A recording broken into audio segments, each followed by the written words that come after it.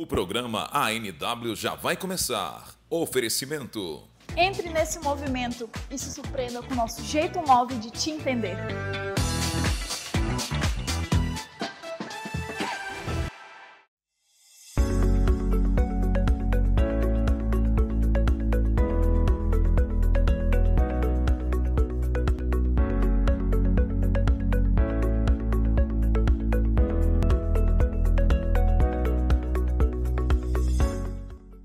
Fala pessoal, estamos iniciando mais um ANW, Amazônia News Weekend. Estou aqui ao lado do meu parceiro Adilson Pinto. Tudo certo, amigo? Tudo certo, pastor. Tamo junto. Tamo junto. E eu sempre dou o privilégio para ele de apresentar, até porque ele sabe os nomes verdadeiros dos nossos convidados, porque os nossos convidados têm nomes artísticos, mas também tem um nome verdadeiro. E ele sabe os bastidores de muita coisa. Então, ele vai ter a honra de apresentar o nosso convidado especial de hoje, no nosso programa. Beleza, pastor. Obrigado mais uma vez por essa honra, né? Já fui avisado que eu não posso rir muito, senão vai ter que editar. Mas o nosso convidado de hoje é um cara, é o suprassumo. Ele é uma sumidade, ele é estratosférico, ele é uma autoridade naquilo que ele faz, é um homem de Deus, um pai exemplar, um homem de negócios e principalmente é um cara que todos nós assim admiramos por tudo que ele já fez, e eu sei que ele ainda vai fazer para Deus e aqui na cidade, na vida de muitas pessoas. Esse cara é o Francisco Gilmário. Francisco Gilmário? Francisco Gilmário agora pode pegar, que é o Forta. Apareceu na legenda o nome. Não, agora fala quem é. Não, é o Forta.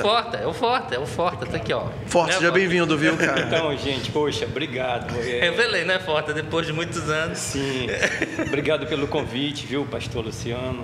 Adilson é um amigo de muito tempo, né? E antes de a gente começar a entrevista, foi lembrado a história lá do pastor Geraldo, né? Muito interessante. Quem sabe aí no meio da nossa conversa a gente conta essa história. É verdade. Sobre o nome, né? Sobre o nome. Não, vamos contar logo então, pra gente já... Não, é porque, assim, todo mundo conhece o Forta pelo Forta, né? Até quando eu converti, aí veio, não, é o Forta. Aí o Forta era funcionário da igreja, né? Nessa época. E aí nós trabalhávamos lá no setor de pessoal. E um dia o pastor Geraldo liga. Pastor Geraldo, vou ter que fazer do jeito que o senhor falou, tá, pastor? É com amor e carinho. Com muito amor e carinho. Amor e carinho. Mas aí o pastor Geraldo diz, Paulinho. Se não foi o Paulinho, foi pro Ricardo, mas se eu não me engano foi pro Paulinho. Foi pro dos dois aí. Cara, quem é esse cara que vocês contrataram aí? Eu não tô sabendo, me explica isso aí. Não, você não tá fazendo a voz direito, você tá com vergonha. Eu fiquei acanhado. Mas aí o dos dois, Paulinho, o Ricardo, falaram assim, mas pastor, eu não tô entendendo, a gente não faz isso aqui, tudo passa pelo Senhor. Ele disse, não, quem é esse Francisco Gilmário aí? Aí ele diz, pastor, é o Forte. Ele, sim, tá certo então. Nem o pastor Geraldo sabia que o Forte era o Francisco Gilmário, né? Não, mas deixa eu dizer um negócio. O Francisco Gilmário é o Forte. O Forte é um cara realmente famoso demais, né? É, verdade. Não, tô dizendo assim pela minha própria experiência. Eu tinha muita vontade de conhecer o Forta, cara. Já te falei isso, não sei, né? Porque a gente estava em Macapá há muito tempo e víamos o que acontecia aqui no Congresso da Paz, o street dance, a cenografia, e chegava em Macapá as imagens, os DVDs que eram filmados, né, do Congresso no estádio. E uma vez eu vim aqui também com o pastor Luiz, assim que ele assumiu Macapá, a gente veio em Santarém, e acho que foi para a conferência do MDA, mas não sei, era algum outro evento. Não era a conferência do MDA. Alguma coisa assim. Mas vocês já estavam trabalhando para o Congresso.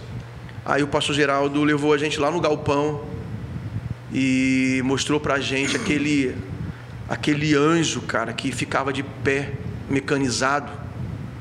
E eu acho que alcançava uns 8 metros de altura.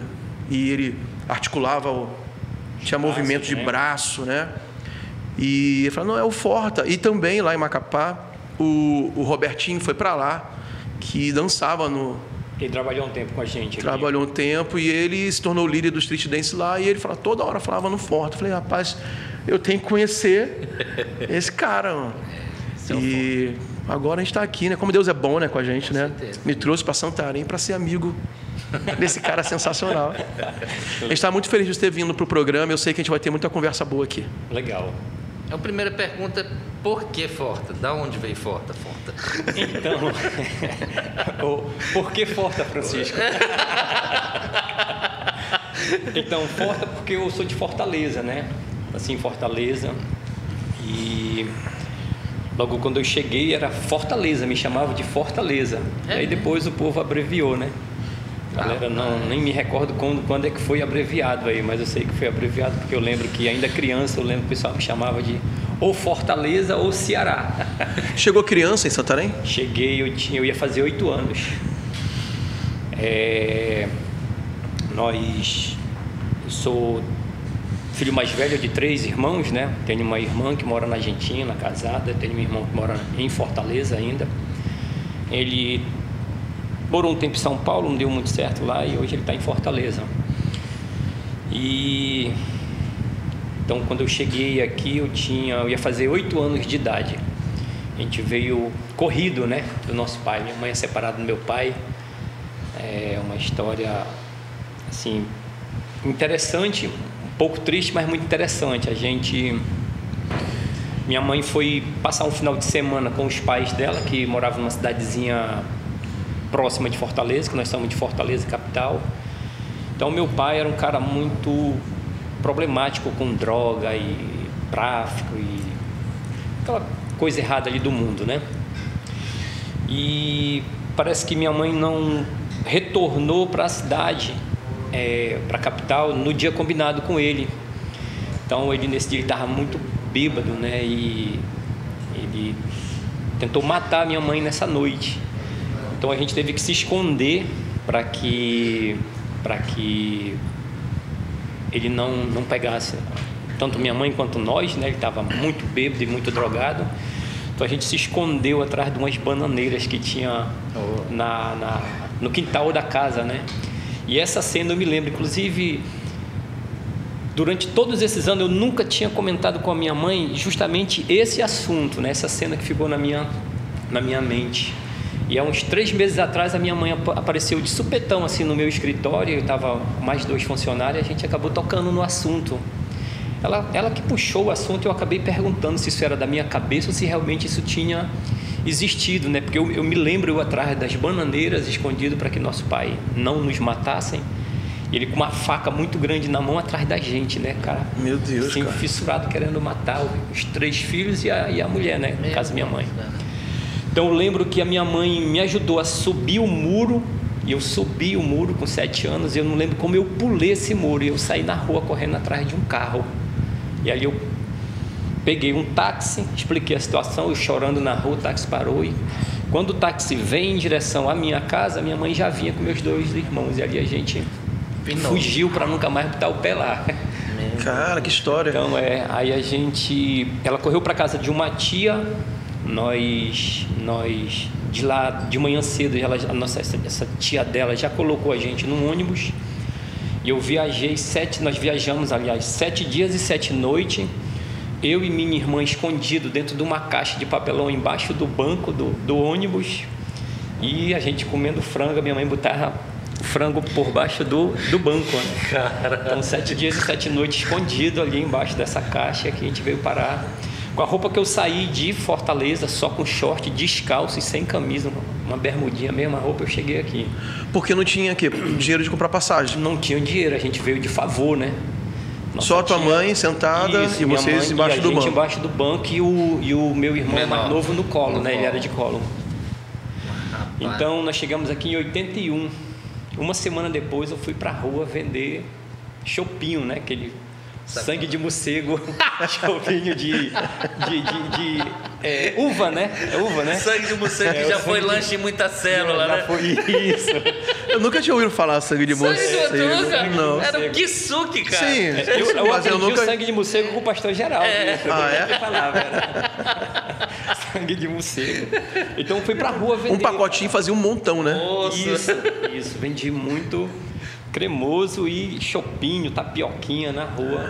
Normalmente, quem chega a um patamar assim, de empreender e se tornar um empresário, cara, é muito comum, corriqueira esse fator de vender coisas na rua. Já vieram vários aqui, cara, que contaram esse fato em comum. Eu acho que o Vanderlei, da Delta, se eu não me engano, eu já conversei, não veio aqui ainda, vai vir. Se eu não me engano, pode ser que sim. O irmão Augusto, da Masa, e vários outros. É impressionante que essa venda de rua já transformou muitas pessoas comuns em grandes empresários. Grandes empresários, verdade. Então, cara, cresci um cara muito revoltado com isso. A situação do meu pai e tal. Então, aquele tipo de cara que não levava desaforo para casa, né? Toda a confusão resolvia ali na rua e sempre lembrava dessas cenas, né? Eu apanhava muito dele, muito. Era um negócio assim absurdo. Uma certa vez ele me pegou assistindo novela, cara. Eu tinha um cabelão, criança, ele não queria cortar esse cabelo, parecia um índio. Então ele me colocou de joelho em cima de milho e me botou com a cara enfiada no canto da parede e falou, ele me chamava de campeão. A única coisa que prestava nele era ele me chamar de campeão. E aí ele... Paradoxal. Campeão, não olha para trás. Rapaz, eu tava tanto tempo ali, eu não sei descrever se eu tava meia hora, 1 hora, 40 minutos, de joelho em cima de milho. Então, muito tempo depois, eu falei, não, ele não tá aí não, né? Ele não tá atrás de mim. Não é possível. Eu fui virar, rapaz, olhando para trás. Isso eu lembro também, perguntei, minha mãe confirmou isso. Cara, quando eu virei, foi um tapa no meio da fuça, eu apaguei. Então, eu não sei bem quantos anos eu tinha, se eu tinha 6, 7, 5 anos, eu não sei. Sei que eu cresci nesse mundo, assim, nessa vida assim, muito difícil, né? E por causa disso cresci um cara muito revoltado. Me meti em muitas confusões dos meus 8 anos de idade até os 27, que foi quando eu entreguei a vida para Jesus. Meti em muita confusão. E eu demorei a entender, porque a gente, quando está no mundo, o cara não consegue ter esse entendimento por que você é daquela forma, né? Então, demorei muito a entender por que eu era tão revoltado com a vida e furava os outros na rua de faca, de garrafa. Eu era um cara, dei muita dor de cabeça para minha mãe durante esse período aí. Mas, enfim, o nome Forte é por causa disso, porque vim de Fortaleza. E ninguém me conhece por nome de verdade, só me chama por nome, que Gilmário, no caso, só minha mãe. Ninguém me chama por nome. E ela te chama pelo seu nome. Até e não é nem Francisco, é Gilmário. É Gilmário. Até eu estranho quando ainda não me acostumei, né? Quando ela às vezes fala Gilmário e tal, eu fico... Aí quem é comigo mesmo, E assim, é interessante que, como você falou, né? As tuas atitudes depois, né, você não entendia porque tanta revolta, tanta ira, tanta determinação até de não levar desaforo para casa, embora não seja certo a forma de reagir com violência. Mas as respostas eram tão óbvias, né? Só que às vezes a pessoa não consegue enxergar. Né? Mas você falando assim, para a gente parece muito óbvio, porque tudo que aconteceu contigo na sua infância forjou, né, você ser alguém que não aceitava ficar intimidado com a vida. Você tinha que ser alguém que reagisse. Senão você ia morrer, simplesmente isso. Você... É mais ou menos o instinto da sobrevivência, né? Era o campeão já dentro dele. Era o campeão, mas um campeão muito revoltado, né? Muito... Agora, a Forte, tu é casado, né? Filhos? Sim. Casado com a Andrea, né? E tenho 2 filhos. O Felipe, hoje com 13 anos, e o Azaf com 6. Então... eu durante muitos anos também aceitei essa mentira na minha cabeça, que eu era estéril, né? Porque o cara no mundo, ele tá ali perdido, né? Tá na noite, eu saía muito pra noite, então tinha as namoradas e tudo. E vários amigos meus com filho no mundo aí. E eu... mais uma vez não entendendo, Deus me livrando de um problema maior lá na frente, né? Me preservando, e eu achava Então eu carreguei isso comigo que eu era estéril, uma mentira, né? E como assim é gostoso, né, cara, demais ser pai. Meu Deus, o meu discipulador Ricardo, porque tive uma infância muito difícil, eu tinha medo de colocar um filho ao mundo e ele passar pelas necessidades que eu passei. Eu durante muitos anos comi na janta farinha com café, porque não tinha o que comer. E aí, lembro que a gente chorando com fome, minha mãe corria no vizinho e pedia café, né, o pó de café, para poder fazer o café, e ali era a nossa janta. Isso foi durante muitos meses, talvez anos, também não sei descrever porque era muito pequeno. E aí eu tinha essa coisa eu carregava comigo, né? Falei, não, eu não vou, só vou ter filho quando eu estiver financeiramente bem decidido, e aí eu vou colocar. E certa vez o Ricardo, meu discipulador, não, cara, filho traz bênção, você vai prosperar muito depois que vir. Eu falei, rapaz, eu vou arrochar ali então. Se esse é o segredo, né? Vou acreditar nisso aí. Mas no fundo, eu carregava a outra mentira, que era que eu era estéril. Então, quando a Andréa engravidou do nosso primeiro filho, no caso o Felipe, nossa, foi motivo de muita alegria. E mais alegria ainda é quando nasce, né? A gente se torna pai, é fantástico. Então, tenho uma família hoje muito preciosa, daria a minha vida por eles, amo demais os três. Em Forta, a gente falou no início sobre a questão da dança, né? Street dance e como você se tornou conhecido na igreja, inclusive, no Brasil todo, por causa dos eventos aqui em Santarém que se espalharam por aí e até fora da igreja, porque a notícia foi se espalhando. Como que você adquiriu essa habilidade para dançar? Como é que começou você descobriu o teu potencial para dança de rua? Então, na década de 90, 80, virou uma febre em Santarém os grupos de dança, né? Então, havia os campeonatos, né? Tanto na Signos quanto na Babilônia. Começou pela Signos, né? Porque a Signos ela era do pessoal da Guarani, né? Então, era mais ou menos assim, cada bairro tinha um grupo de dança, e aí o pessoal ali próximo da nossa casa formaram um grupo chamado Em Busca da Fama, era o nome do grupo. Então, a galera que estava interessada ia para os ensaios, e aí quem se destacasse, quem fosse sobressaindo, ia ficar na equipe. E aí essa era a primeira peneira, e aí eu passei nessa primeira peneira, né? Quem pegasse ali os movimentos iria. E estavam treinando já para um campeonato que ia ter na Signos. A segunda peneira era quem tivesse a calça preta e uma blusa branca estava na equipe. Já era uma forma de selecionar. Isso, selecionar. E é engraçado, mas era isso mesmo. Aí, poxa, eu fiquei muito contente porque eu tinha a calça preta e a blusa branca, tô dentro. Só que aí depois os caras aumentaram o grau de dificuldade. Então, aquela época do auge do Michael Jackson, quando o Michael Jackson estourou ali em 86, mais ou menos, o cara que liderava essa equipe, que era o grupo Em Busca da Fama, o cara, não contente para dificultar as coisas, ele inventou um negócio do inferno de arranjar uma luva com lantejola. Falei, e agora? Tá. Michael Jackson, né? Do Michael Jackson. E tinha que ser só um lado. Falei, pô, menos ruim, só um lado, né? Rapaz, e eu arranjei a luva e eu mesmo fui colocar a lantejola, porque eu não queria estar fora da equipe. Então, assim, eu comecei minha trajetória com a dança.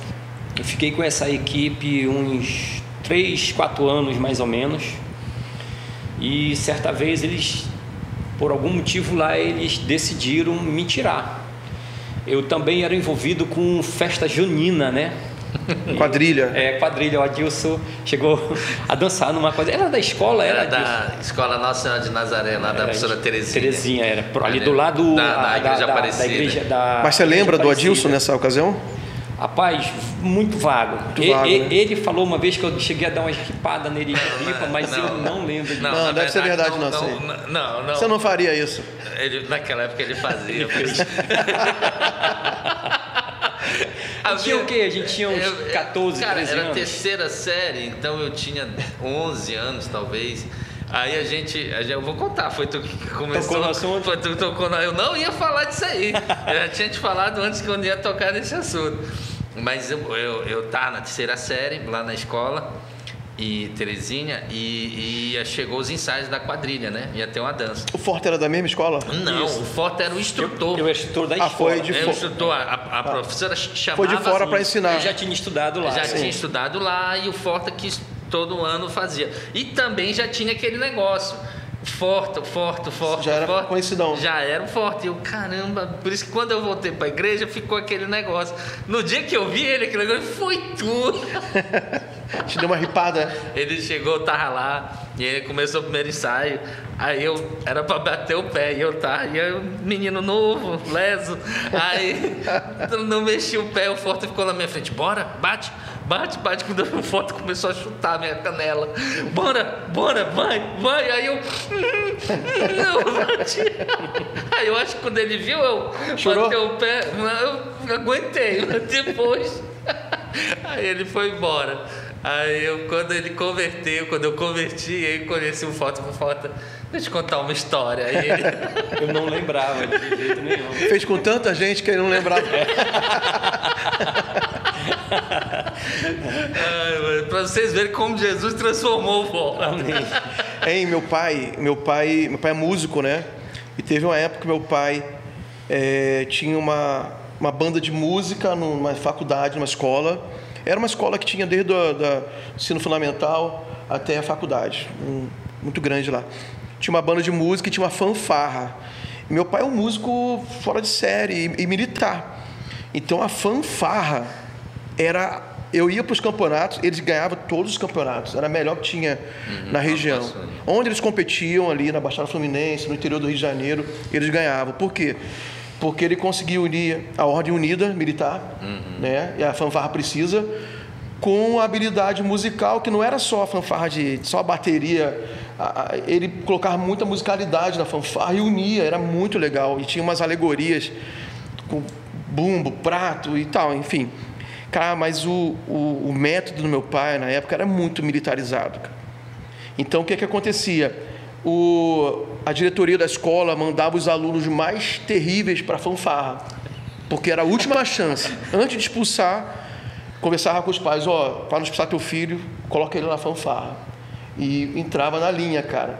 Mas tem coisa aqui que, não sei nem se pode falar, mas conta que tinha um aluno, que ele era muito terrível, o menino, né?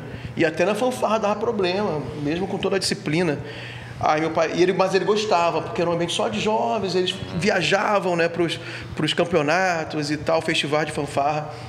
Aí meu pai falou assim, a tua última chance vai ser agora. Se você quiser ficar na fanfarra, senão tu vai ser expulso do colégio, da banda.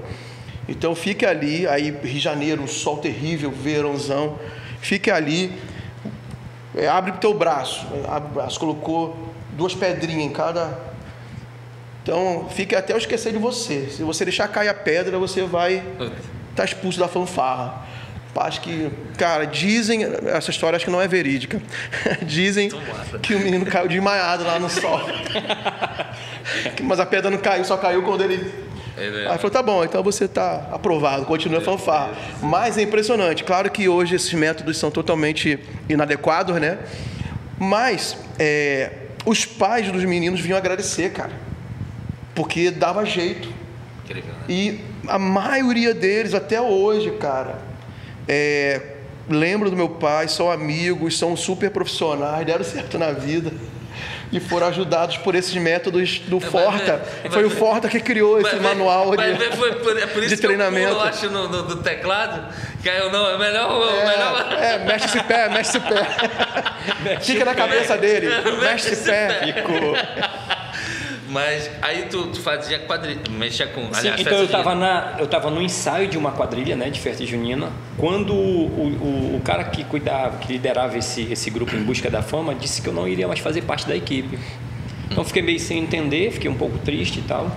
Uma semana depois eu recebi um convite para integrar num outro grupo que era chamado The Funk Boys. Era um grupo muito bom. Só que era um estilo de dança um pouco diferente do qual eu estava ali acostumado. Então eu tive que aprender o estilo deles. Com a semana eu já estava me enturmando ali com o pessoal e eles, cara, seguinte, a gente quer que tu seja o líder da equipe. E aquilo foi um choque para mim, porque eu já estava muito contente em participar, né, daquela equipe, que era uma equipe muito boa. Nos campeonatos esses caras não passavam de terceiro lugar. Nos campeonatos, quem é da época aí vai lembrar do que eu estou falando. Então era mais ou menos isso aqui. O Wilken Dance arrastava tudo, o Grupo Fama ficava ali no segundo lugar, e esses caras aí, o The Funk Boys, era terceiro, quarto lugar. Quando eu entrei, e o Wilken Dance era um grupo local. Era um grupo local, muito era o mesmo bom. nome daquele grupo nacional que tinha na Xuxa, né? Inclusive o Wilken Dance dançou junto com o Wilken Dance da Xuxa. Que legal. Eu dancei junto com o Wilken Dance da Xuxa. Aí eu falei, cara, nós vamos ganhar esses caras. Então, como eu estava ali com a última palavra, bom, então eu decido agora, né? Eu sou o líder. Então foi a primeira vez que um grupo levou cenografia para cima de um palco. E aí foi onde eu quis inovar, quis fazer alguma coisa diferente. E aí eu criei um cenário e levei e proibi, né? Ninguém pode falar nada aqui. E eu tinha realmente um estilo muito duro de liderar, muito firme. E a gente pegou esses caras de surpresa. Todos os grupos de Santarém foram para esse campeonato, pegamos de surpresa e a gente acabou arrastando o campeonato. Fomos campeão. Então foi uma surpresa para todo mundo, o grupo The Funk Boys, sem recursos, sem dinheiro, ganhar o grupo Wilken Dance, que era um grupo muito potente. O grupo tinha patrocínio da Caixa Econômica, Açúcar Itamaraty, Academia Plena Forma no auge. Chegou nesse nível os grupos de dança aqui em Santarém, de banco? Sim, o Wilken Dance foi um. O grupo Wilken Dance era um grupo rico.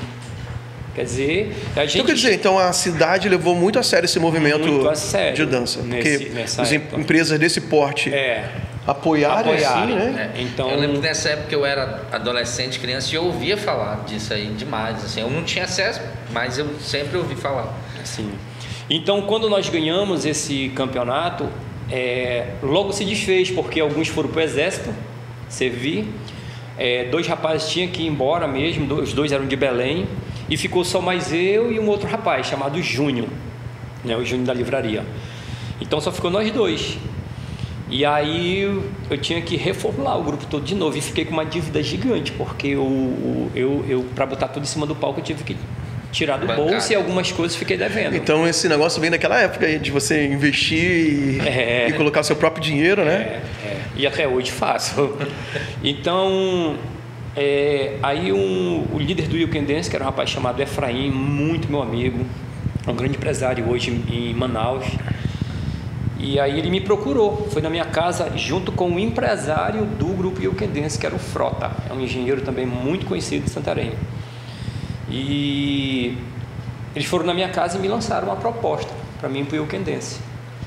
Só que era um negócio assim, um choque para todo mundo, então, porque os grupos não se bicavam. Sim. E a gente se estranhava. E além dos grupos não se bicar, cada galera, os bairros tinham as gangues, né? Essa época do auge de gangue, então as gangues, eles meio... Adotavam um grupo, cada um adotava um grupo.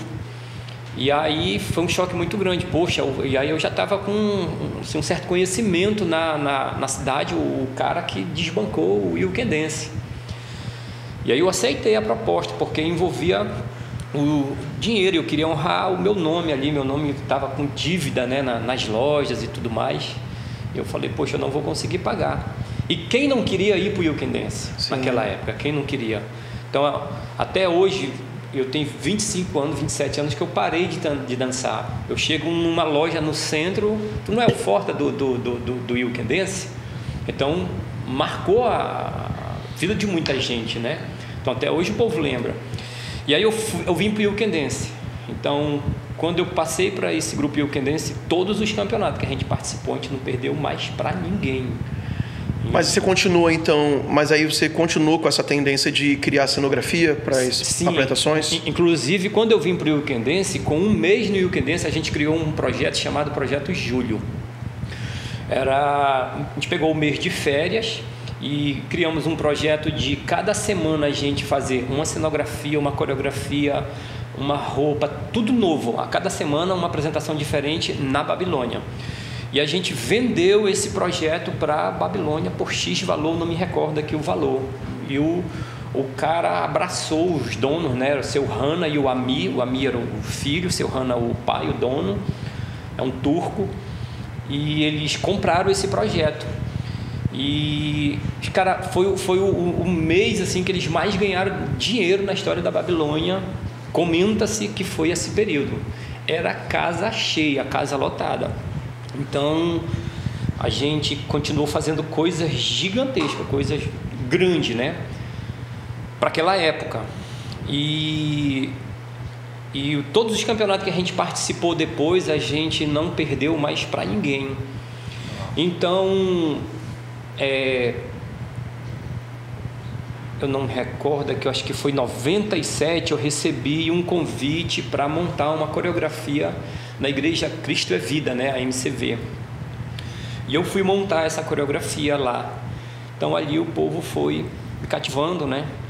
E eu, assim, com muito problema, cansado de tanto sofrer. Cara, a Bíblia diz que aquele que não vem pelo amor vai vir pela dor. E agora vamos para uma parte muito importante, quando ele começou a levar para a igreja. Exatamente. O movimento de dança, e ele estava começando a falar sobre algo que aconteceu na vida dele, com essa integração com a igreja aqui em Santarém também. Sim.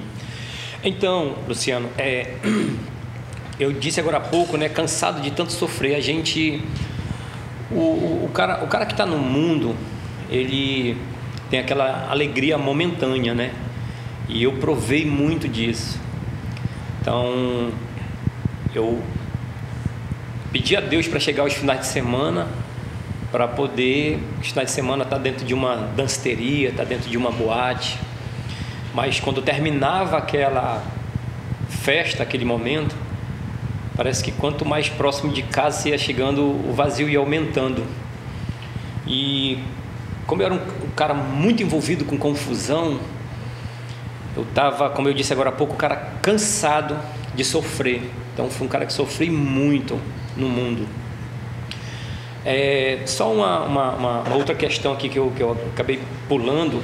Você, agora na sua abertura, você disse, foi um momento assim de muita grandeza aos grupos, né? O grupo You Can Dance, ele dançou com o You Can Dance da Xuxa.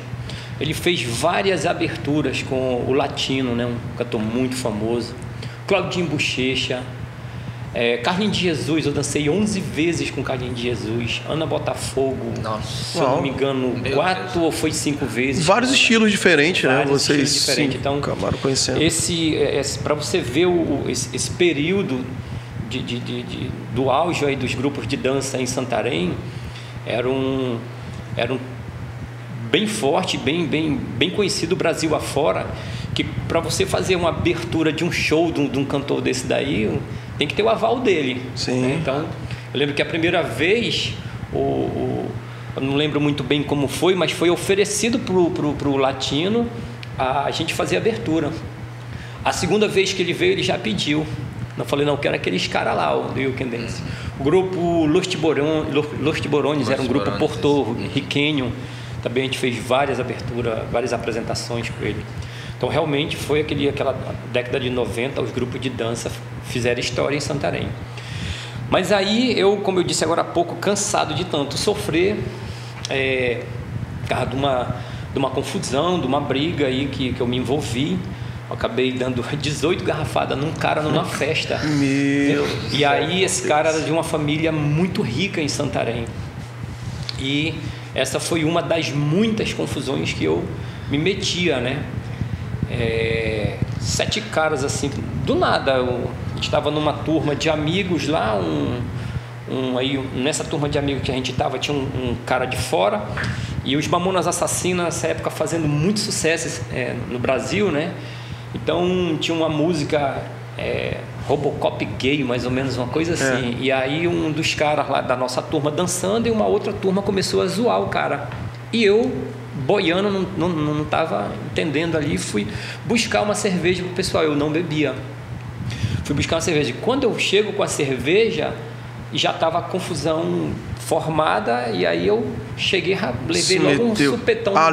Levou primeiro. Pai, eu não sei nem porquê. Já fui virando, dando a garrafada no cara que me socou. E aí esse eu segurei e mandei ver. Então, na verdade, eu não sabia nem se eu estava furando, tentando me defender. Eu sei que a confusão encerrou, estava todo cortado. Meu Deus. E aí eu peguei um táxi e vim para casa. Os amigos nessas horas, ó, todo mundo sumiu. Cada um salva sua pele. Cada um correu para um lado. Cada um por si. Cada um por si, né? E aí, cara, minutos depois eu fui saber quem era o cara que eu tinha furado. E o cara tava, morre, não morre. Fretaram um avião na mesma noite, levaram o cara para Belém. Cara de família muito rica aqui, eu não vou citar o nome. E aí, 2, 3 dias depois, os caras estavam com os pistoleiros para me matar. Então, foi uma perseguição muito grande. E nesse período de Santarém, eu tinha amizade também com um povo meio ruim, né? Tinha uns amigos aí meio ruins, também não vou colocar o nome deles aqui. Mas aí, graças a Deus, alguns daquela época converteram, a maioria converteu, outros perderam a vida, alguns estão envolvidos até hoje com facção. Inclusive eu tenho um amigo, na verdade amigos dentro de facção daquela época, que nunca passou na minha cabeça, um cara que nem era tão envolvido com confusão assim, e hoje tá. Mas enfim, aí eu trabalhava no centro da cidade, eu ia de bicicleta e voltava de bicicleta, e aquela perseguição, e um desses caras que andava comigo, até hoje eu tenho ele como um irmão, ele ainda não conhece Jesus, mas esse cara, ele praticamente morava em casa, ele era um cara muito temido aqui, muito conhecido também, e ele era chefe de uma gangue em Santarém. Então esse cara praticamente morava na minha casa, então ele ia me levar no trabalho, ia me era buscar. Teu segurança particular. Segurança particular, isso mesmo, ele ia me levar e ia me buscar, e os caras me cercando para me pegar, e eu por muitas vezes vi, né? Eu saía de casa cedo, saía na rua, na frente da casa, e tava aquele carro. Você foi criado aonde aqui, assim? Morava onde? Desde... Sempre morei no mesmo local. Aonde você mora até hoje? Onde eu moro até hoje. Na Silva Jardim. Na Barra João. Na Silva Jardim. Esquina sempre morei no mesmo lugar. Presidente. É Silva Jardim, entre Presidente e Marechal. Ah, tá. Onde é a tua empresa, não é a tua casa? Não é mais lá. Eu tô confundindo. Mudou agora, Então eu, cansado de tanto sofrer com confusão, com briga e tal, e aí eu comecei a frequentar uma igreja, porque me convidaram para me montar uma coreografia lá, e aí passei a gostar muito, e aquela mentalidade eu era um cara que eu tinha muita raiva de crente, mas muita raiva de crente. Eu achava que o cara cristão queria ser o dono da história ali, o cara certinho, né? E nós hoje, conhecedores da palavra, sabemos que não é bem assim. A Bíblia diz que Deus, ele veio para buscar os doentes, né? Os pecadores, e não os santos. E até hoje a gente vê, né, amigos não cristãos criticar o crente, e hoje eu sei como me defender. A maioria das críticas que a gente ouve hoje do cristão cara da igreja, rapaz, vacilando aí, pisando na bola e tal. Mas aquele cara que está pisando na bola e que está na igreja, ele está justamente por causa disso. Ele está buscando a melhorar, a crescer a cada dia, a se libertar de um vício. Eu tenho muitos amigos que estão na igreja, mas são viciados em drogas. Então o cara está tentando ali se livrar daquilo ali, porque sozinho o cara não vai conseguir. A Bíblia diz, né, que o próprio Jesus falando que sem mim nada podeis fazer. Então eu passei a ter uma outra visão da igreja, de crente, né? E aí passei a gostar e passei a congregar, e 1 ano depois eu entreguei a vida para Jesus nessa igreja, na Cristo é Vida, né? Na época pastor era o pastor Silas Brum. Sabia que o Silas foi meu pastor? Foi mesmo? Lá no Rio de Janeiro. Que legal. Na comunidade evangélica de Oswaldo Cruz. Que legal, cara. Pastor Silas era... Demais, né? Nossa, Tu vê como o Brasil o mundo é pequeno, né? A história tem nada a ver com o Forta, e o Silas foi um pastor, Foi seu pastor, pois é. lá no Rio de Janeiro. Cara maravilhoso. E aí, hoje o pastor titular é o Jean, né? Sim. O Jean foi meu discipulador lá, foi meu segundo discipulador lá. Dei muita dor de cabeça pro Jean também. E aí formei uma equipe lá chamada Guerreiros de Cristo. E aí, como novo convertido, né, pisei muito na bola. E aí de lá eu pedi a carta, pedi para mim vir, até porque toda a minha família, minha irmã, minha mãe, toda a minha família congregava na Igreja da Paz. E eu já tinha sido chamado uma vez, congregando na Cristo é Vida, eu tinha sido chamado para liderar um congresso. E eu fui liderar um congresso sendo membro da Igreja Cristo é Vida, que foi o primeiro congresso que eu fiz, foi Vales de Osso Seco. Não sei se você lembra disso, Vales de Osso Seco. E aí a gente fez esse congresso. Um ano depois eu vim congregar na Igreja da Paz, e aí foi onde a gente passou a liderar um ministério lá chamado Dom Divino. Esse ministério existe até hoje. Eu formei esse ministério, a primeira formação dele eram 5 pessoas, e a gente ficou por um tempo só com 5. Hoje são centenas de dezenas de pessoas. Hoje o Dom Divino existe em várias cidades, né? Cidades vizinhas. É verdade. E esse ministério existe até hoje. Então a gente passou, depois de fazer o primeiro, segundo, no máximo o terceiro congresso, a igreja passou a apostar, né, muito nesse projeto. A gente passou a fazer umas coisas bem audaciosas. E aí eu vim para tempo integral. Como é que foi o cenário desse primeiro, o Vale de Osso Seco? Já foi algo assim impressionante ou foi simples? Não, bem simples. Eram 6 caixas quadradas mesmo, mais ou menos uns 5 metros de altura. Então, cada lado, ela tinha uma face. O simples dele é um negócio de 5 metros de altura. A gente só um parênteses aqui, a gente foi fazer um musical esse ano, chamamos o Forta, né? E aí a gente sempre dizia, rapaz, como é que o Forta vai fazer algo pequeno? Porque tudo que o Forta faz é grande. A nossa preocupação era essa. Rapaz, o Forta não é minimalista. O Forta, e foi um desafio fazer um negócio para dentro da catedral, né? Teve que diminuir, inclusive, né? Diminuir e tudo mais. Vai muito assim de quem vai ouvir, né? Quem realmente é muito próximo de mim, sabe que eu não falo isso para me vangloriar, mas quem não é próximo de mim pode interpretar mal e achar que eu estou me vangloriando. Mas na verdade não é. Eu sempre fui um cara assim muito reservado. Os congressos, as grandes apresentações, eu não gosto de aparecer. Exato. Eu prefiro ficar ali bem por trás. Não faço questão nenhuma de que meu nome esteja sendo falado ali. E sou um crítico fervoroso daqueles caras que querem fazer do altar passarela.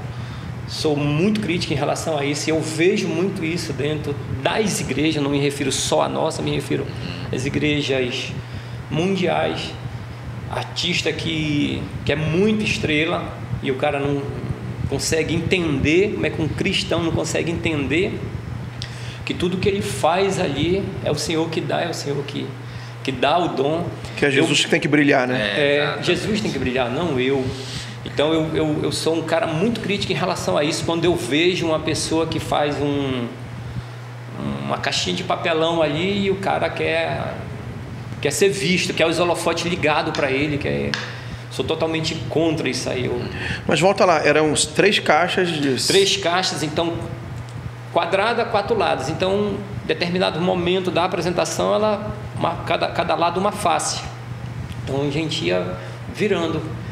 Então, no meu entender, para a época, bem simples. E essa capacidade de criar, essa criatividade, mas não só de pensar o projeto, de saber fazer o negócio acontecer. De onde você adquiriu isso? Pois é, aí se encaixa... Porque vai ter questões mecânicas, elétrica e diversas... Engenharia mesmo, questões de engenharia mesmo. De onde vem isso, Forta? Então, é justamente o que eu acabei de falar. Tudo que nós fazemos, eu pelo menos, Por exemplo, eu nunca estudei para isso, nunca fiz um curso de desenho, nunca fiz um curso de engenharia, de peso, de nada. Dentro da equipe, já os últimos anos, a gente conseguiu trazer para dentro da equipe engenheiros, mas os primeiros não tinha. Então, era eu mesmo, por exemplo, vou esticar aqui um cabo de aço lá da arquibancada e vou trazer para cá para o palco. Aí eu vou na loja, poxa, se eu vou, eu sei o objeto que eu vou lançar. Por exemplo, em 2016 a gente colocou um ultraleve, né, para fazer a cena da morte do pastor Lucas. Então, cada metro de metalon, eu sei quanto pesa cada metro de metalon. Então, eu vou calculando ali a ferragem, tudo que eu vou colocando de peso no metalon, eu vou somando num papel. Então, no final eu tenho o peso total. Por exemplo, o ultraleve pesa 800 quilos. Eu vou, compro, um engenheiro vai comprar um cabo certinho para aquele ultraleve. Por exemplo, o ultraleve 800 quilos, o engenheiro vai colocar aqui 2.000 quilos. Então eu exagerar, botava um cabo de 5.000 para mim, não tem problema nenhum. Então eu não corria esse risco, né? E mesmo assim aconteciam acidentes. Aconteceu, por quê? Por exemplo, 2016 eu tive a ideia, geralmente à noite, eu estou dormindo, do nada eu acordo e aí começa a vir ideia. Os melhores congressos que eu fiz foram assim. Teu processo criativo estou dormindo e do nada eu acordo. Você espera vir. Do nada eu acordo e vem as ideias. A maioria das vezes que eu sentei numa mesa para forçar a mente aqui, bater cabeça e tentar elaborar alguma coisa, sai. Mas a maioria das vezes aquele projeto sai, mas ele dá algum tipo de problema, justamente aquela peça.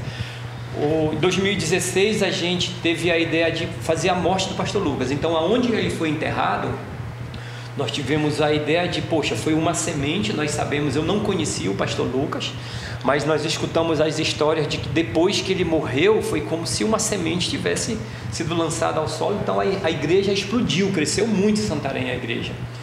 Então a gente ouvindo essas histórias, falei, poxa, tive uma ideia, aonde ele foi enterrado, vou fazer nascer uma árvore, e essa árvore deu muitos frutos. Vamos lá, nos frutos, pastor Eibe, pastor Timóteo, que hoje está no Japão, pastor Geraldo, que hoje está em Goiânia, pastor Nilton Cordeiro, pastor Nilton, que é hoje pastor de missões, né? Ele coordena toda a área de missões. Então eu fiz nascer essa árvore, e aí a árvore dá frutos, e os frutos saíam levitando da árvore, tocavam no telão, e aí aquele fruto mostrava quem era aquele fruto. O fruto tocava no telão e aparecia a foto daquele fruto, no caso, pastor Eibe. Você tem essas imagens? Tenho. Porque a gente pode... Mas tem no YouTube, isso tem no YouTube. Tem, é porque a gente precisa então mostrar agora. Na edição aí o Felipe...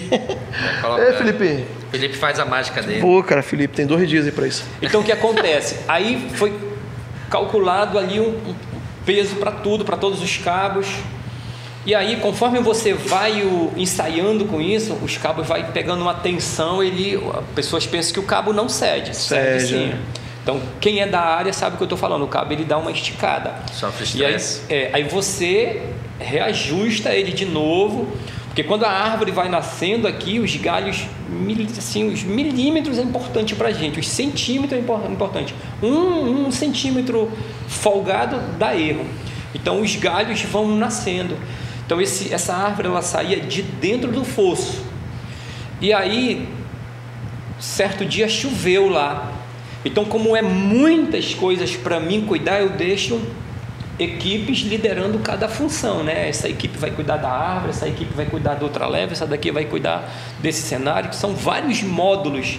Eu não consigo levar esse cenário de 10 metros de altura por 50 a 70 metros de comprimento, eu não consigo levar isso inteiro, eu tenho que levar isso por módulo nas carretas, né? E aí dentro do estádio a gente iria montando.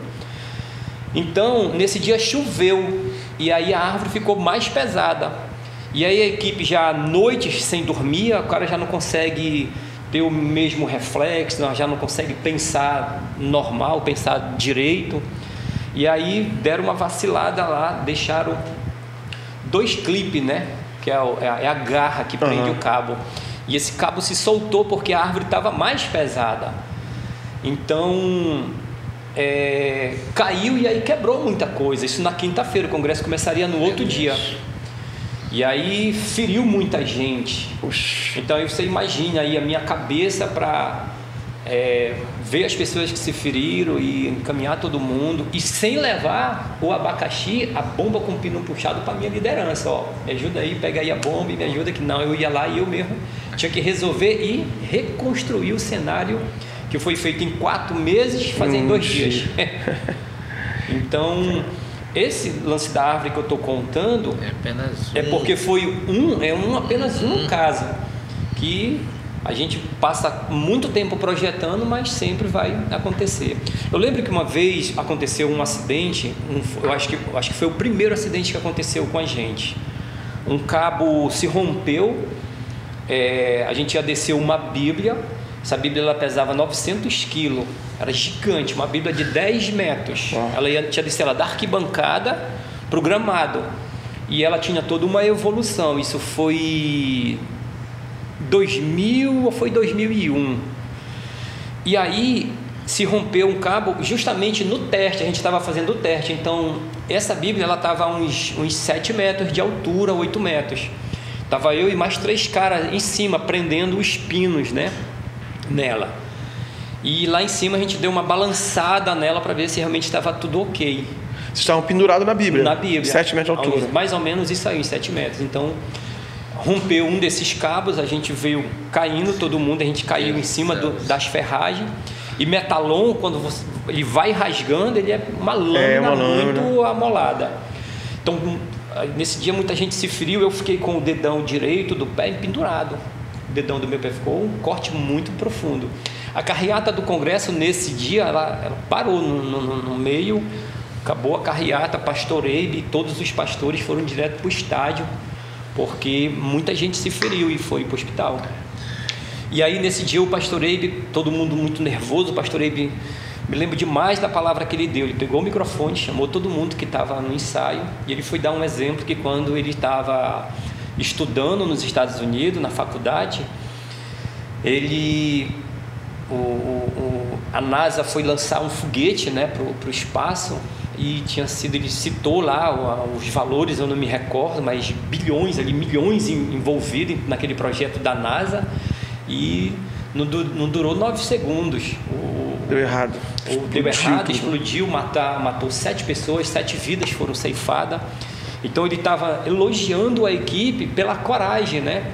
Então, enquanto muita gente estava aqueles burburinhos ali, aqueles comentários, cara irresponsável, o cara fazia um negócio desse, feria um bocado de gente, desnecessário tudo isso. Então, ali os meus sonhos poderiam ter sido apagados e os congressos não poderiam ter se tornado o que se tornou, né? Mas aí o pastor Eibe chegou lá e ele veio com uma outra palavra totalmente diferente, uma palavra trazendo a gente para cima. E aí ele falou: olha, Forta, se vocês não quiserem apresentar no domingo, fiquem tranquilos, porque a gente está vendo a atitude do coração de vocês fizeram tudo que podiam fazer para dar certo. Agora, se vocês quiserem só dançar sem um cenário, também é válido, mas fica a seu critério. Se quiser dançar sem o cenário, a gente está tudo bem. Se não quiser apresentar, a gente cancela, não vai ter problema nenhum. Vocês são os heróis, ano que vem a gente vai fazer de novo e tal. Cara, só esperei ele desligar o microfone e sair. Fui lá, dei um abraço, agradeci e fui na equipe. Falei: gente, eu vou recuperar o cenário. Quem está comigo? Uns 15, 10 pessoas ficaram comigo. O resto, Forte, eu não aguento mais, eu preciso dormir. Isso era quinta-feira, a gente já estava uns 5 dias sem dormir direito. Então esses 15 que ficaram comigo, foi que a gente recuperou o cenário e a apresentação aconteceu com cenografia. E não me recordo de um ano, eu liderei 18 congressos, eu não me recordo de um único ano que não tenha dado problema. Todo ano, por mais que a gente se preparasse, acontecia uma chuva, uma tempestade que dava o vento, virava o cenário, quebrava. Então eram sempre coisas muito grandes, coisas de 12 metros de altura. Aí a gente colocou no estádio, a gente amarrava com corda. Mas você vai lutar contra a natureza, contra o vento? Não tem como. Então todos os anos sempre deu problema. Mas todos os anos houve a apresentação. A apresentação. Nunca ficamos um ano sem apresentar, sem o cenário. Inclusive, eu nunca me achei um cara talentoso. Nunca. De todo o meu coração eu falo isso. Sempre me achei um cara muito esforçado. Sempre me achei um cara muito esforçado. Porque eu sei que todas essas ideias não vinham de mim. E não vêm de mim até hoje. Veio de Deus e todas as ideias veio de Deus. Eu não estudei para isso. Se eu pelo menos tivesse formado na área, eu poderia bater no peito. Não, mas eu sou formado na área. Então, eu aprendi a ler lendo a Bíblia. Eu não tenho estudo nenhum. Totalmente analfabeto. Incrível.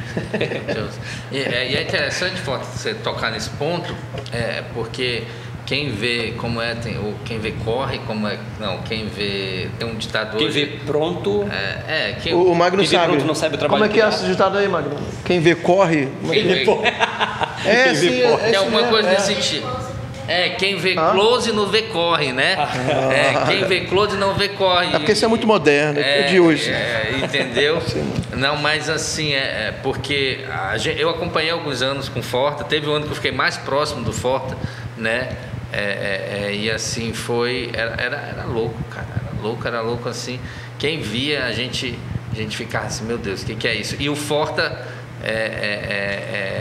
sabe o que é muito louco de tudo isso lembrar? A fidelidade de muitos, né, Forta? O companheirismo, unidade. Era uma equipe muito assim, e principalmente a submissão à liderança, mas principalmente eles entendiam que o Forta estava ali para direcioná-los e guiá-los, e era fantástico, cara. Estava falando nos bastidores, vocês estavam conversando que no trajeto para levar a cenografia para o estádio tinha muita retaliação da parte de população, de pessoas que jogavam coisa em vocês. Como é que era isso? Então, por ser cenário muito grande, a gente levava isso em carreta, caminhão, então a gente escolhia o horário da noite pelo trânsito ser mais leve, né? Não teria como a gente levar um cenário desse do galpão para o estádio durante o dia, né, no horário comercial. Então, aí à noite você sabe que você vai bater de frente com muita coisa aí, né? E aí a gente, no trajeto, muitas das vezes, os caras saíram de dentro da festa para partir para cima da gente. O trajeto que a gente escolhia, a gente não queria passar pela frente de um bar, a gente não queria. Mas a fiação daquela rua era a fiação mais alta. Uhum.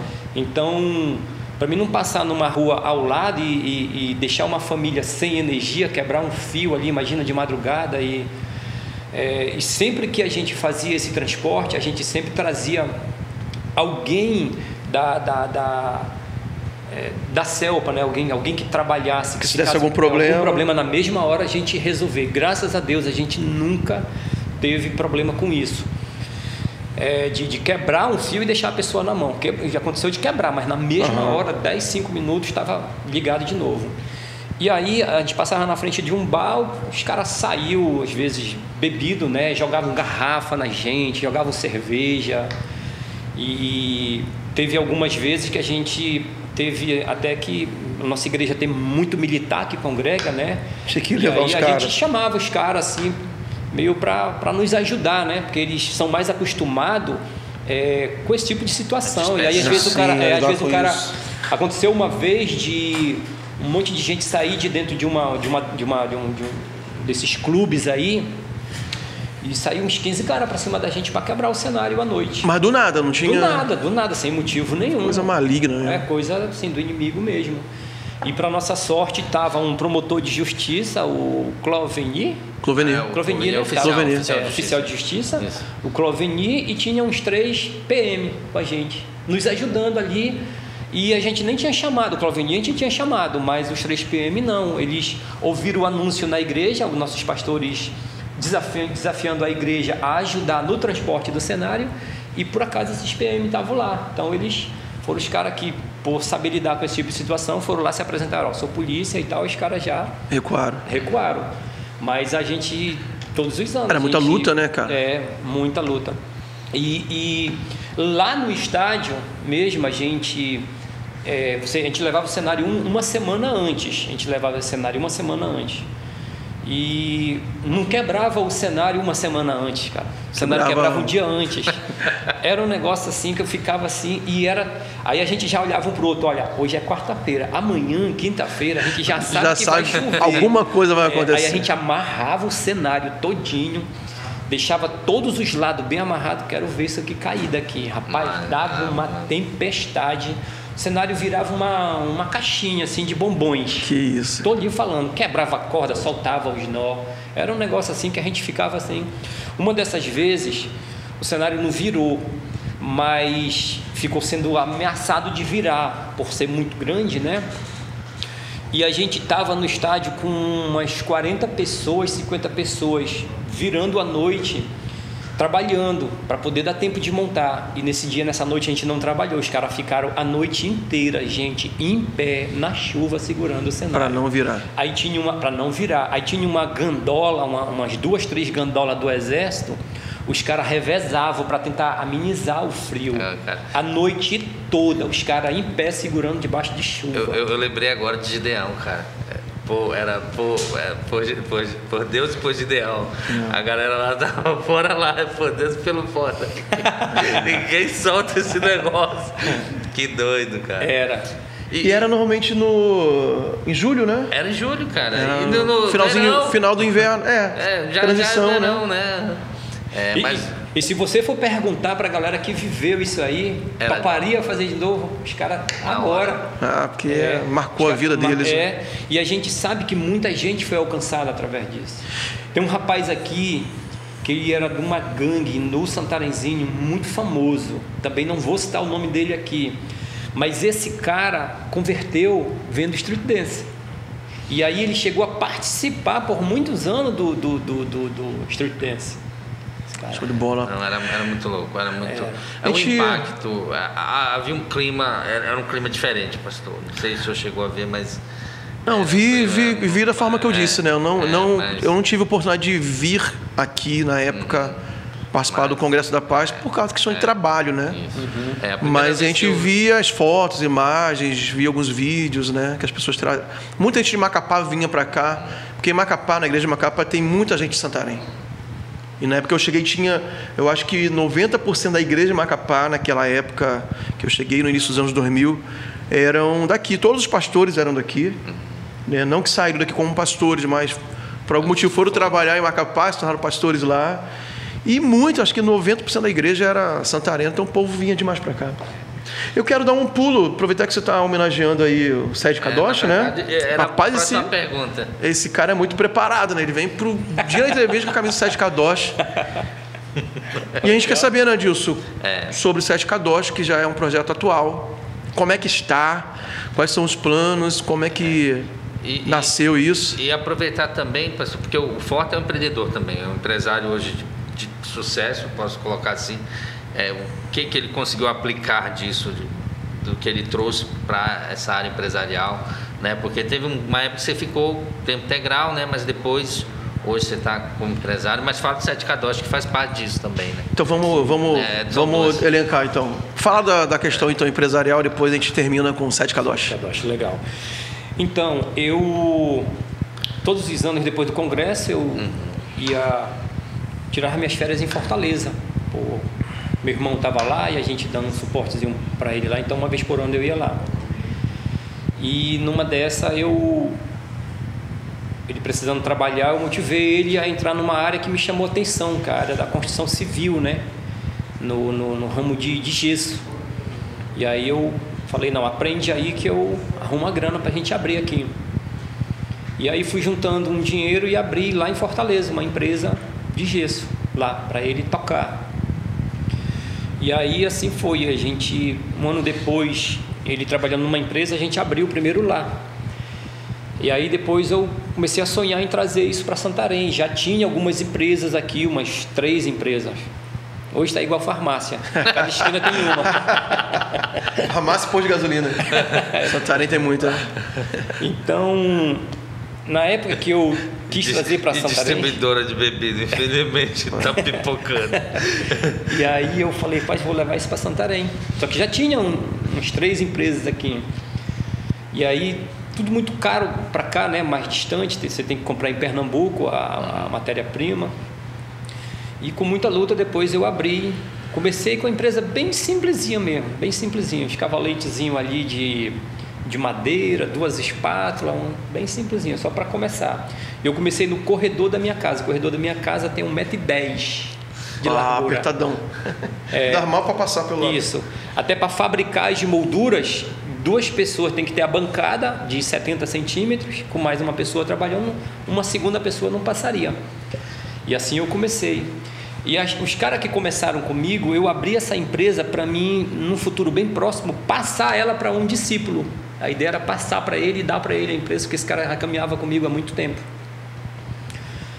E depois eu fui saber que esse próprio cara que eu estava tentando ajudar, o cara, nas reuniões era ele e mais 2 funcionários, eram 3. E aí eu reunia com eles, trazendo os sonhos. Olha, eu estou sonhando aqui, um dia a empresa vai ter um carrinho, um dia a empresa, a gente vai fabricar placa e tudo mais. Quando eu virava a costa, o cara, rapaz, isso aí é só balela, isso aí é conversa só para segurar a gente aqui. E aí uma vez chegou no meu ouvido, eu comecei a ficar meio de orelha em pé com esse camarada. E ele acabou saindo da empresa, acabou não dando certo a nossa caminhada, ele seguiu a vida dele, eu segui a minha. E aí eu fui investindo, a empresa hoje, ela há pouco tempo agora, a gente estava com 14 funcionários, a empresa hoje é uma empresa muito conhecida, a Gesfor, né? Muito conhecida na cidade, a gente presta serviço para grandes construtoras, inclusive a Ambev, é uma obra aí bem grande aqui na Fernando Guilhom, foi nós que fizemos. Pegou também, eles construíram em Itaituba, né? Sim, a Itaituba a gente não foi, porque tinha uma empresa lá fazendo um prédio, mas eu não sei te dizer se era Jade, eu não sei bem. Sei que tinha uma empresa lá fazendo um prédio em Itaituba, então ficou mais em conta porque essa empresa já estava com matéria, ia sobrar material desse prédio, e aí ficou mais em conta para eles fazerem por lá. Sim, aí veio também depois a vontade de minha esposa o sonho da minha esposa era ser caixa de supermercado. Eu falei, não, cara, eu sempre fui, desde criança, eu acredito que o empreender é muito difícil no Brasil, mas se você conseguir se organizar, você vai ter uma condição de vida melhor. Sim. Então, eu não queria que ela fosse trabalhar de carteira assinada. Então, a gente começou com um salãozinho em casa também, e hoje a gente tem um salão de beleza, já tem aí, acho que 18 anos esse salão, ela está no segmento. Meu Deus. E tenho também 2 lojas de confecção, né? Eu tenho uma loja no centro, eu entrei nesse ramo da confecção vai fazer 1 ano, deve ter uns 10 meses. Tenho uma loja no bairro, aqui na Nova República, né? A Renova Confecções, e tenho uma loja no centro de sócio com um discípulo. E a gente está trabalhando na marca do Kadosh, né? Estamos na luta aí para patentear, né? Primeira tentativa, nós estamos indo para a segunda tentativa, foi negada a primeira tentativa, porque já tem uma marca registrada como Kadosh. Mas não 7 Kadosh. Então a gente está nessa luta aí. E mesmo assim não aceitaram? Não aceitaram. Tem alguns detalhes aí na parte que eles podem... Desenrola isso aí, Adilson. Vou desenrolar, depois a gente conversa aí. Legal, me ajuda mesmo. E como está gravado, né? Aí agora já era, né? Agora já era. Está gravado, Então... Nada que uma madrugada de leitura sobre leis de patente que não... Eu assim, na verdade, é engraçado, mas não entra. Eu já trabalhei recentemente com essa parte de patentes.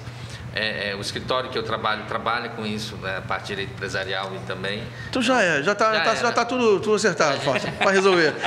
E eu vou fazer, meu mestrado vai ser na área de direito industrial, pronto. Então já vamos marcar o testemunho aqui da... Legal. Então eu tenho muita vontade de expandir a marca a nível nacional, né? E E eu não posso fazer isso ainda porque enquanto não tiver a patente. Enquanto não tiver. Então tá só local, né? Eu estou focando só no local, não posso nem... inclusive, eu tenho muito material estocado. Máscara. É uma marca do Sete Kadosh, é a máscara, né? Então a gente tem muita máscara, camisa, boné. Era o senhor ter vindo com o seu... Pois é, o moletom, mas ia ficar estranho, né? Assim, porque tá bem uns 40 graus lá fora. Eu tô brincando. Aqui tá até gostoso, né? Eu usei agora lá fui no Rio de Janeiro, né? São Paulo. E eu pude usar pela primeira vez o moletom. Eu vi fotos assim. Ficou bonito, mano. Mas então, como surgiu o Sete Kadosh? Aí vamos para Sim, o Sete Kadosh, eu saí do quadro de funcionário da igreja em 2013. Saí. Então, ficou difícil para mim. Foi o teu ano? Eu saí em novembro. Você saiu quase de mão dadas, então. Saí em agosto. Saiu antes isso. Aí, como eu saí, ficou difícil para mim. Poxa, eu quando estava lá, dava de eu acompanhar os meninos, então ficou muito difícil. Aí passei para uma outra pessoa, tá na frente, e aí fui seguir a vida. Então eu fiquei durante todos esses anos sendo muito incomodado.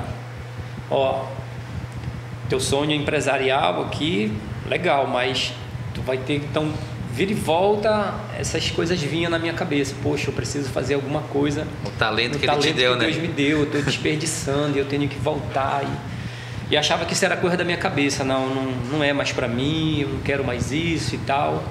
E passou 1 ano, 2 anos, 3 anos, 4 anos, e os anos foram se passando e foi aumentando essa cobrança interior, né? Falei, meu Deus, rapaz, será que isso não é da minha cabeça? E compartilhava com amigos pastores e tal. Cara, tu não era nem para ter parado. Me veio aqui na cabeça, eu vou falar isso aqui. Poxa, olha para os nossos eventos hoje, cara. Olha para os nossos eventos, como é que estão? Tu tem que voltar, cara, tu tem que estar nisso aí. Eu falei, rapaz... E a idade bateu também, né? Que não dava pra fazer aquilo. Joelho, você ficar aqui acocado aqui, 15 minutos o joelho já dói tudo, né? E aí eu falei, rapaz, eu preciso... Deus me dá um projeto, algo menor aí, porque eu quero fazer, mas... E aí veio a ideia de a gente... formar uma equipe menor. Eu fui começar a orar. Rapaz, em 1 semana Deus me deu assim todo o formato. Você vai trabalhar com 7 pessoas. Cara. Eu falei, meu Deus, 7 pessoas, porque eu pedi para Deus a ideia de uma equipe menor, só que a equipe menor na minha cabeça eram uns 15, 20. Acostumaram, né? Sempre com muita coisa, né? Por exemplo, o congresso era 60, 70 pessoas dançando, porque toda a equipe dá 800. A equipe de apoio e teatro, luz. Aí eu falei, poxa, 7 pessoas, e eu fiquei 7 pessoas. E aí falei, poxa, vamos começar. E deixei de lado as 7 pessoas. E aí comecei a trabalhar, falei, pô, vou pensar no nome. Um dos nomes que veio é You Can Dance, que é o nome que eu dancei no grupo lá. Falei, poxa, You Can Dance quer dizer você pode dançar. Então, falei, fui buscando ideias de nome. E aí essa ideia surgiu, um dia eu estou dormindo, do nada acordei, e aí me veio a ideia Kadosh. Aí fui, na mesma hora, peguei o celular e fui fazer uma pesquisa, né? Kadosh tinha vários nomes Kadosh, vários ministérios com o nome Kadosh. E a sonoridade Can Dance, Kadosh é parecida, né? Talvez tenha uma ligação aí, né? E aí eu falei, rapaz, Kadosh, e agora? Estou com um negócio aqui de Kadosh, e aí o nome hebraico, fui escavacar o nome. E eu já tinha esquecido do 7. E eu falei, rapaz, Kadosh, agora como eu vou fazer? E fiquei forçando a barra em outros nomes. E aí depois foi mais uns 4 dias veio a ideia, 7 Kadosh. Então, falei, tá. E 7 é muito simbólico também, né? Na Bíblia, né? É o 7. O significado do 7. E aí, se você for analisar, mais uma vez eu quero bater nessa tecla. Eu erro muito, sou um cara que erro muito, em todos os sentidos, espiritual, como marido, como filho, como cristão, eu erro muito, mas eu estou todos os santos dias batalhando muito firme para eliminar diminuir o máximo possível de erro. Mas depois eu fui olhar, cara, 7 é o número da perfeição, né? O número da perfeição. Então eu comecei a entender o que Deus queria. Eu quero algo perfeito e santo. O nome Kadosh é um dos nomes dados a Deus, né? Inclusive o nome Kadosh é um nome hebraico. Nós temos aqui um perito, um pastor, e quer dizer, o nome Kadosh traduzido quer dizer santo. Então, fala até para a galera, olha, nós sabemos que vocês não são perfeitos, sabemos, todo mundo sabe disso, mas o nome 7 Kadosh quer dizer 7 santos. Então é um nome muito forte, muito pesado. Nós não podemos estar em cima do palco, estar em cima do púlpito representando esse nome de qualquer jeito. E o dia que você não tiver bem, chegue e fale. Não precisa nem me falar o que é, só diz que não estou preparado, e aí tu vai e te resolve lá com o teu discipulador. Eu mesmo já pisei muito na bola, fui um cara que já vacilei muito, e me serviu muito de aprendizado. Então, os erros que cometi no passado, falo de boca cheia que jamais cairia no mesmo buraco de novo, né? Então, e aí comecei a orar a Deus, para Deus ir mostrando as pessoas, e aí Deus foi mostrando cada pessoa. A gente já apresentou, inclusive a nossa primeira apresentação foi no Different Global. A gente apresentou com 10, 3 a gente chamou como participação, era meu filho e mais 2 jovens. Mas o 7 Kadosh, a gente tem os 7 titulares lá, a gente sabe quem são lá os 7. Mas a gente está preparando uma nova apresentação agora, novamente para o Different Global, é algo que de verdade, Santarém, meu Deus, eu falo sem medo de errar, talvez o Pará spoiler nunca viu o que a gente vai fazer. Alerta de spoiler. Olha, aí já fica a dica. Rapaz, eu não sabia que vocês estavam... Inscreva-se no Different Global Santarém. É algo muito louco. A gente vai gastar aí, a gente procura fazer tudo com muita excelência, né? E mesmo com todo esse esforço, a gente sabe que fica algumas coisas ali que não saiu como a gente gostaria que saísse. Mas numa apresentação de 5 minutos, nossa, a gente gasta aí em média 17, 20 mil numa apresentação nossa. Profissional. Isso aí, excelência. Cara, a gente tem que finalizar, infelizmente, né? Caramba. Mas minha admiração só aumenta pelo Forta, né? E como eu falei no início, me sinto muito feliz de poder ser amigo dele. A gente tem um relacionamento muito bom, né? Muito legal. E me sinto muito privilegiado por tudo isso. E obrigado por ter vindo no nosso programa. Amém. E as pessoas puderam conhecer melhor a sua vida, a sua história, a origem, né? E o que você está fazendo hoje. A gente vai tentar incluir os vídeos tanto do Congresso da Paz, tanto também como do 7 Kadosh, para entender, né, o que você já tem feito. As 2 apresentações que eu vi, a do Global, que foi a estreia, foi incrível, do arrebatamento, e também... Não, o arrebatamento foi no Conference. Foi a segunda? Foi no Conference do arrebatamento. A primeira do Globo foi aquela que... a cruz, né, que a gente expendiu... fazia a crucificação de Jesus e tal. Mas e aquela também da Luz Negra também foi incrível. Sim, o bem e o mal. Foi em qual evento? Foi virada? Foi na celebração de células. Rapaz, foi muito lindo, cara. Vai ser naquele estilo, só que nós vamos falar sobre a porta larga e a porta estreita. Então, vamos trabalhar com luz negra. Então, quem não se inscreveu ainda para o Different Global Tour em Santarém, né? Cadê? Fala aqui para a câmera, estou olhando para a televisão, mano. Quem não se inscreveu ainda para o Different Global Tour, as sessões estão abertas aonde? Sabe? Você pode ir na página do Different em Santarém, vai ter o link lá que você vai clicar. Página do Instagram? No Instagram, isso, no perfil do Instagram, né? E quem está de outros estados, se inscreva também e venha para Santarém, porque além de tudo que vai ser incrível no Different, o Forte está falando que vai ser Pode me cobrar. Vai ser a melhor de todas, vai ser incrível. Não sei disso. Viu que vai ver lá. Beleza. Já estou ansioso. E eu tenho, e assim, só para... O 7 Kadosh é tão especial, e foi o único que conseguiu me segurar quando eu pulei lá do palco lá. Então, a gente vai incluir essa imagem também. Bota isso aí no vídeo. Tem a imagem do Adilson pulando lá do palco? Nesse dia, mas não tem mais. Não, mas o Ricardo Rego tem, a gente vai conseguir. Tem gente que tem. Vai ser colocada também. O Sete Kadosh, E vai pro corte. o teste de fogo dele foi me segurar quando E vai para os cortes do Instagram da TV Os Amazônia. caras tudo do tamanho do Magno. Eu não sei porque ele lembrou disso. É culpa dele. Ó, deixa eu falar pra Marta. Marta é a esposa do Adilson. E Ela a sua disse- filha, A Débora. a Débora. Não temos perseguição nenhuma com o Adilson aqui na TV Amazônia, mas ele que cava essas participações especiais no programa. Porque tá sabendo que ele vai ter um desafio, né? Não. Eu No não último cavei, não, foi o senhor. Cara, eu posso colocar a imagem aí na hora que ele teve a ideia, eu tava assistindo foto, ele tava aqui na cadeira assim, e de repente ele fez assim.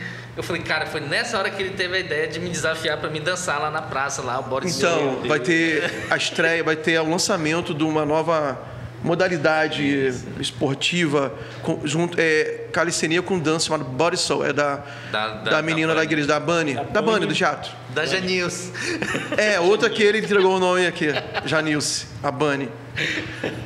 A Bunny foi do Dom Divino, cara. Foi Dom Divino, né? Então, aí a gente fez o desafio para ele participar da primeira aula, que vai ser um aulão lá no Mirante, dia 4 de agosto. Dia 4 de agosto. Foi propaganda para a Bunny aqui, mas também do Adilson.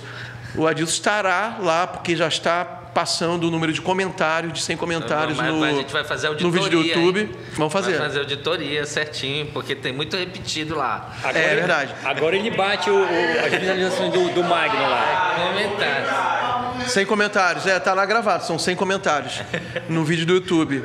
Então ele foi feito desafio e agora ele lembrou do salto dele, do palco que o pessoal do Sete Kadosh segurou Foi o Sete Kadosh. ele lá que embaixo. segurou. Então a gente é obrigado a mostrar para o pessoal entender o que foi essa performance do Adilson. Coragem dele, né? De confiar nos meninos e coragem dos meninos de ficar embaixo dessa criança. Não, foi mais legal cara, que esse eu soube depois que o Estevão falou assim. Galera, porque o Estevão, eu falei, Estevão, consegue uma galera. Aí ele foi e chamou, galera, tem aquele ali, bora pegar. Ainda teve um que disse, eu não vou não. Mas os outros 6 foram, maravilha. Ok, pessoal, muito obrigado por sua audiência. Quero encorajar você a tornar-se um seguidor do nosso canal no YouTube e também compartilhar esse vídeo, fazer os seus comentários, até nos dar sugestões de pessoas que nós podemos trazer para cá, né, Adilson? Verdade. Seria até legal a gente poder ter a interação com vocês. E também na TV Amazônia, canal 7.1. Estamos aqui toda sexta-feira, às 20h40, e toda a programação abençoada da Rede Super e TV Amazônia. Até o nosso próximo encontro aqui mesmo no ANW.